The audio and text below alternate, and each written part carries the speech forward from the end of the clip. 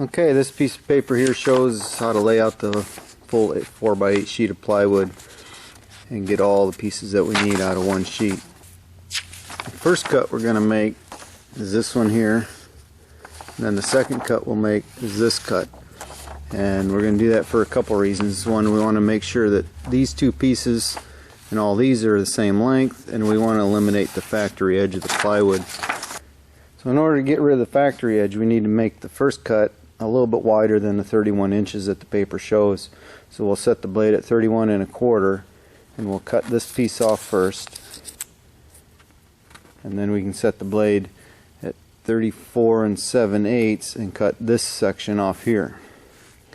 And we can set this piece aside for now, and what we'll do then is turn this piece with our cut edge against the fence and then rip it at 31, and then we can use this nice cut clean edge here and cut our first 31 inches here and then our second 31 inches here, and that ensures that all these insert pieces are the same length.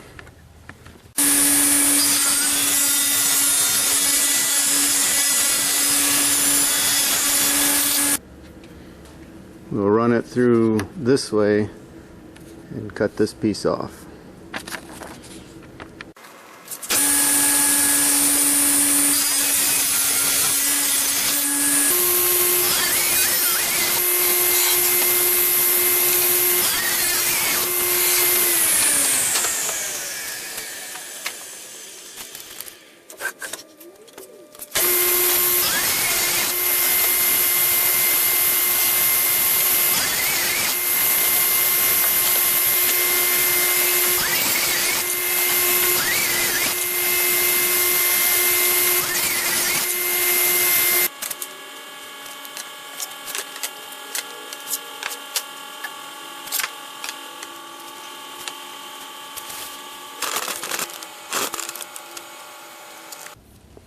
Okay, that leaves us with this piece here that we have left that we will cut our side pieces out of.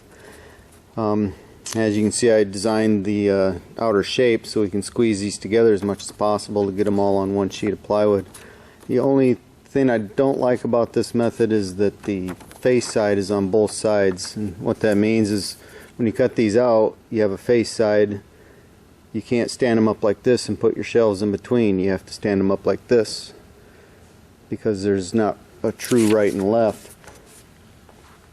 As you can see on this plywood that I bought has a birch on one side, cherry on the other. So one side's a little darker than the other.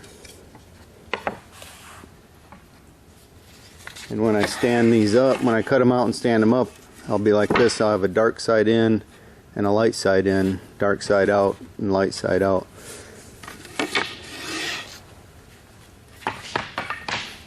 So if you want to spend a little extra money and get a face side on both sides of your plywood, it wouldn't be that big of a deal. I don't think it's that big of a deal anyways.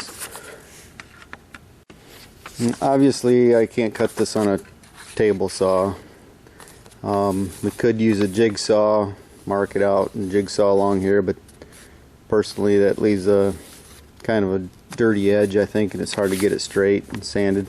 You could drop cut these slots and jigsaw that and drop cut this, but that becomes tedious and dangerous and it takes a bit of time.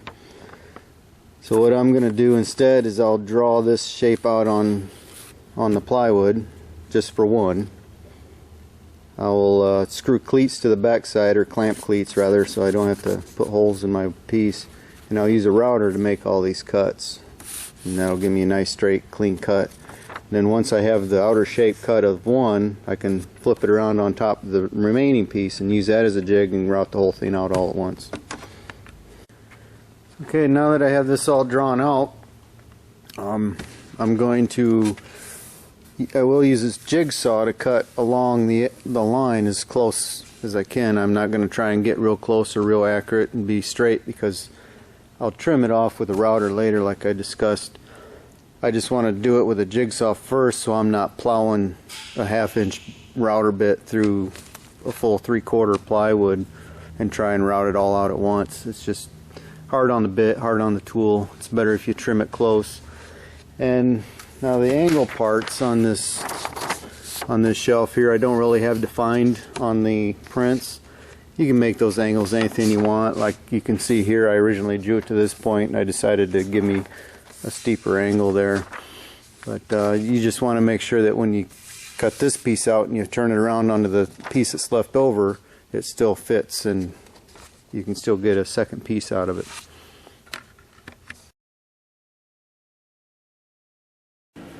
Now that I've got this rough cut with a jigsaw, I'm going to use cleats, clamp them along my line here and use a router to clean these edges up. And I'll be using a pretty heavy duty router. It's a 1/2 horsepower with a 2 flute 1/2 inch straight bit with a bearing. The bearing will ride along this edge here, and the router will shave this off and clean it up.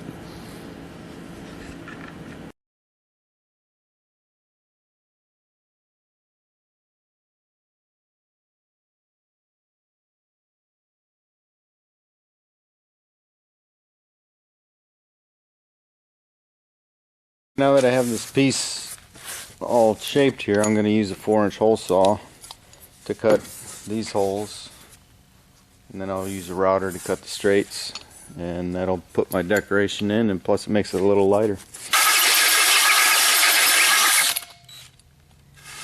Now, I drilled about halfway through. Now I'm going to flip it over, drill from the other side so I don't blow out the plywood.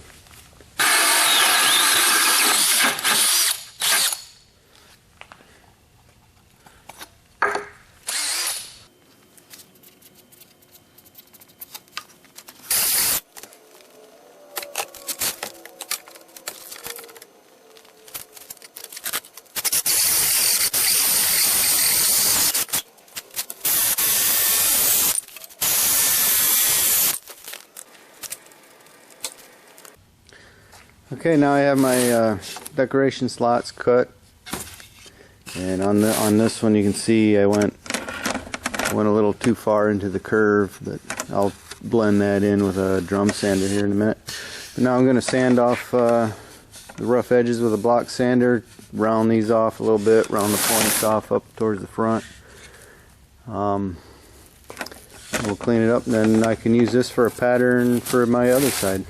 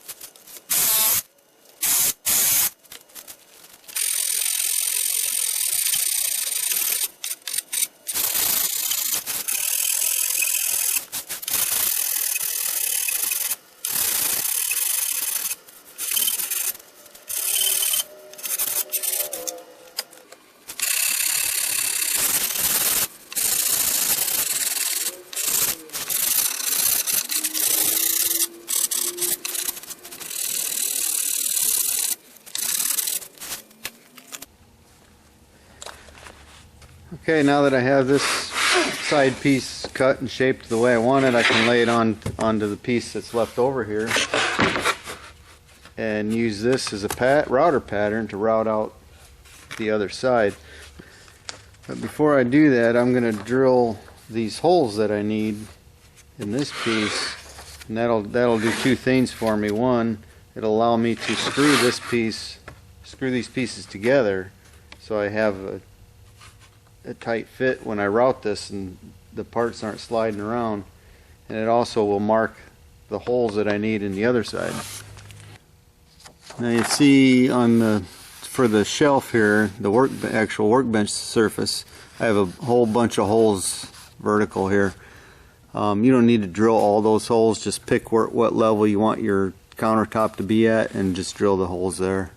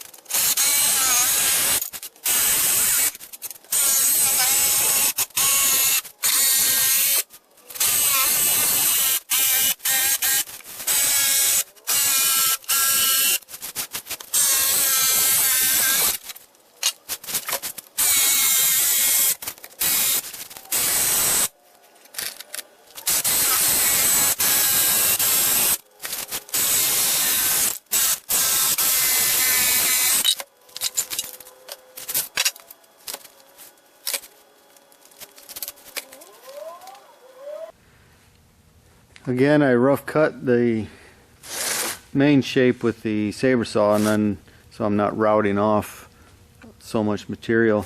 Now I'm going to screw my pattern to the other piece, and that'll hold the two pieces together for routing.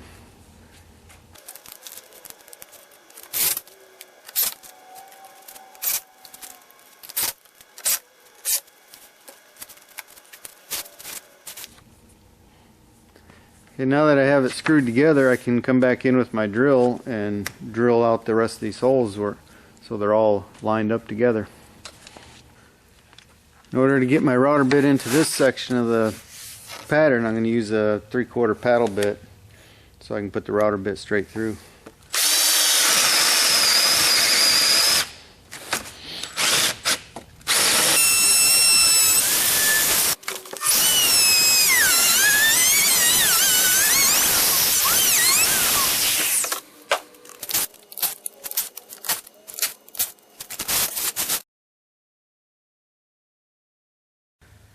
Okay, now that we have two side pieces, I want to pick the best looking of the two sides and use them for the outside of the stand.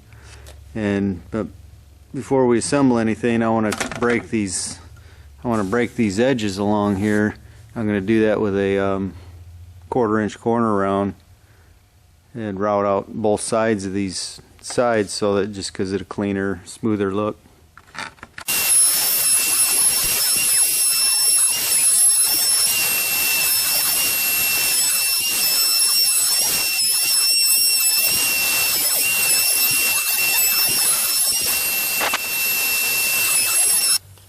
Okay, now that all the edges are nice and rounded off, I'm going to use a DA sander like this one to smooth off any rough edges and knock the corners on here. I'll be painting mine when I'm done, so I'm going to feel free to use wood filler to fill in any holes. Like on this piece here, you can see there's holes in the gaps in the plywood. I'll fill those in with wood putty and sand them smooth.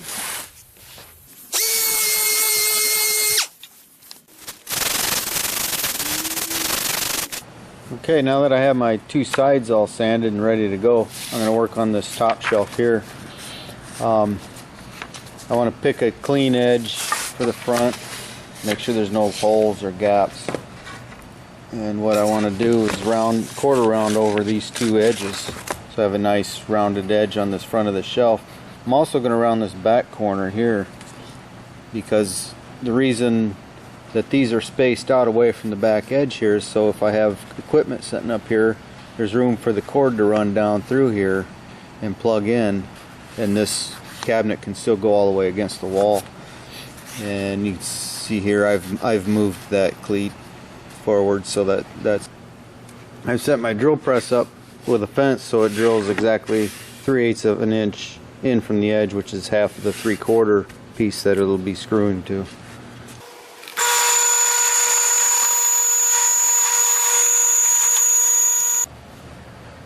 Okay, now that I have those drilled, I'm just going to put some glue on here, clamp this together, and I'll use these number 6 1.5" flatheads to screw the pieces together.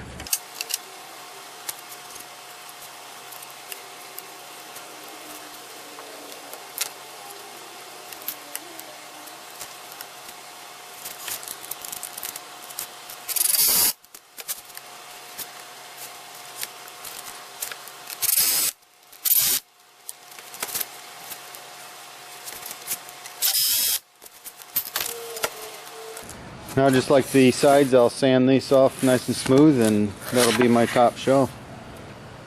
Okay, now let's make the main shelf, which consists of this large piece here and another 8 3/4 piece here that's going to attach on top of the shelf like this. So we'll need a row of holes drilled along the back side of the shelf, just like we did for the top shelf. But also, this shelf comes out past the side walls, so to keep that corner from being a hip grabber, I'm going to round I'll round the front corner here, probably about a 2-inch radius. This comes out past the sides about 2 3/4. So I'll round this off good, and then I'm going to quarter round this edge and the bottom edge as well to give it a cleaner look.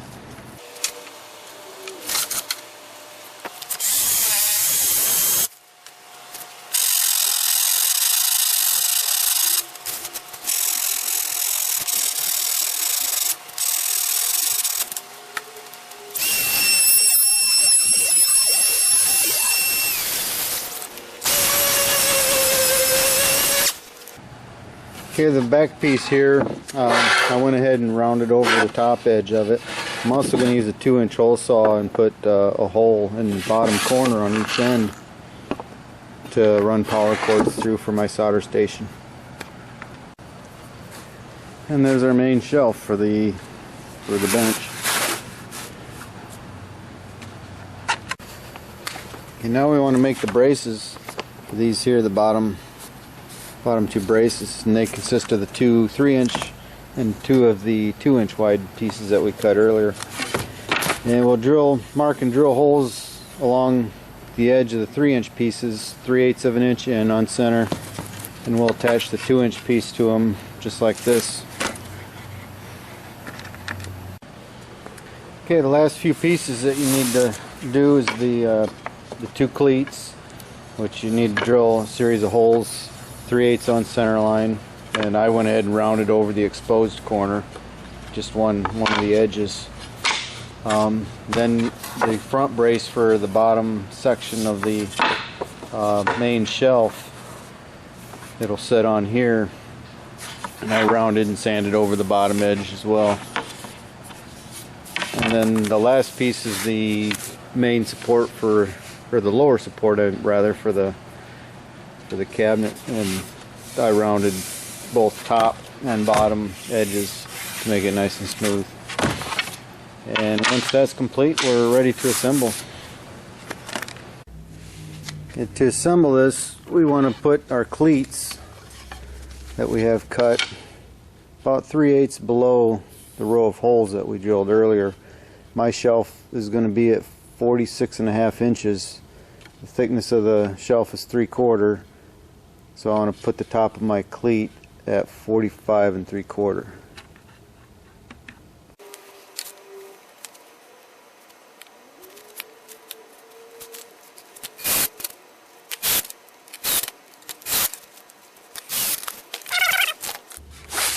Now, when you do the other side, now you want to make sure you end up with a left and a right. So you want to make sure you screw your cleat on to the right side. And for example, if I accidentally screwed this on this side, I'd have two lefts.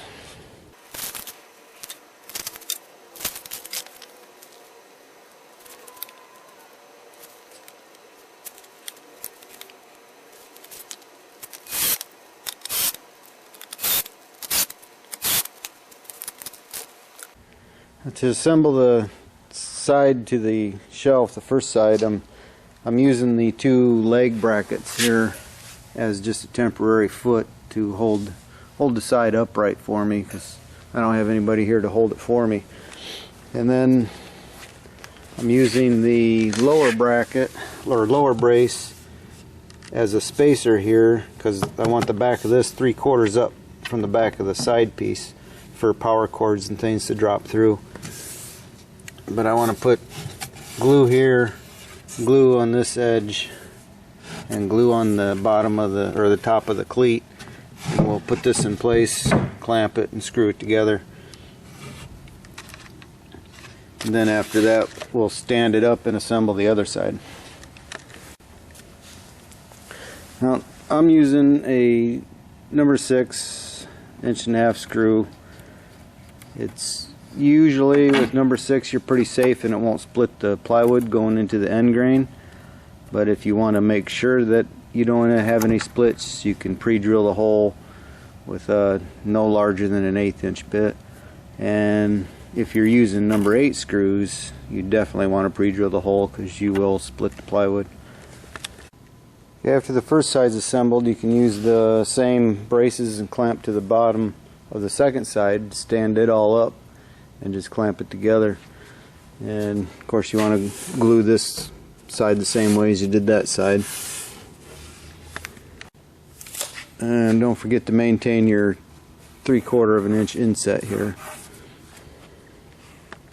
And the reason you want to stand it up to assemble the other side is so you don't get the two sides twisted. If it's laying on its back, you could get one side slightly twisted than the other, and then when you stood it up you'd have a wobbly cabinet. Now we want to assemble the two bottom braces here. Again, I'm going to use this piece as a spacer because it needs to be 3/4 up from the bottom.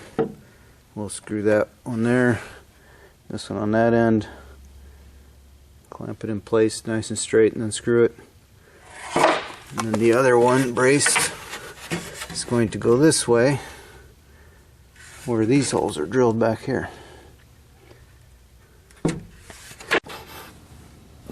Okay, now I'm going to attach this main shelf brace that will go up under the shelf like this. So you can see it down under here. And I don't want to put screws down through my top into this piece because then I'll have screws on it. So instead I'm going to use these L brackets and mount them up underneath here. So I can put 2 screws into the top and 2 screws into the brace to support the... Okay, now the last thing we need to attach is the top shelf here. Again, I laid it back down on its back just so I can use a 3/4 piece of lumber underneath the shelf to give me the spacing I need on the back. I clamped a 3/4 inch cleat here flush with the top edge of the shelf side to give me something to brace against and give me the proper spacing I need on both ends. And as you can see here, the center of the shelf should line up with our screw holes that we drilled down the side. So all I need to do now is just glue it, set it back in place. I'll use the bar clamp across here to pull in the gap here and tighten everything up, put screws in it, and we'll be done. And there we have it, sturdy solid workstation made out of a single piece of plywood and a handful of screws.